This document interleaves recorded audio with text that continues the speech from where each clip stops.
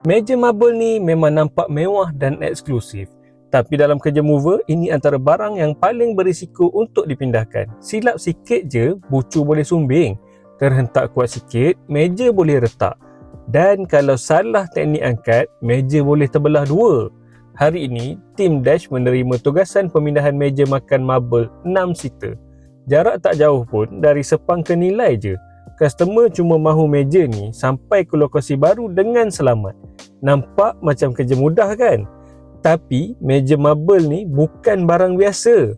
Selain daripada berat, ia sangat sensitif. Sebab tu untuk job ni kami hantar 4 orang tim. 1 driver yang turut bantu sebagai manpower, 2 extra manpower dan 1 manpower training.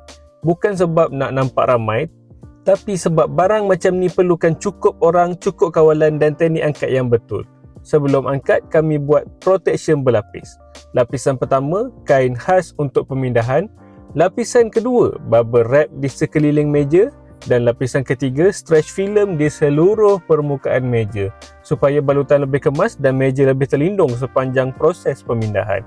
Setakat rekod kami, meja marble paling berat yang pernah kami uruskan adalah meja marble 10 seater. Tabletop sahaja lebih kurang 250 kilo. Jadi walaupun jarak pemindahan kali ini dekat, tim Dash tetap tak ambil mudah.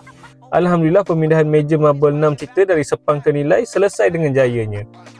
Di Dash, kerja mover bukan sekadar angkat barang masuk lori. Ia tentang cara barang diurus dengan betul dari awal sampai selesai. Kalau anda nak tengok lebih banyak behind the scene kerja mover, tip pindah rumah dan cara kami protect barang customer, follow Dash Mover sekarang. Dash Mover and Logistics, beyond moving, we deliver trust.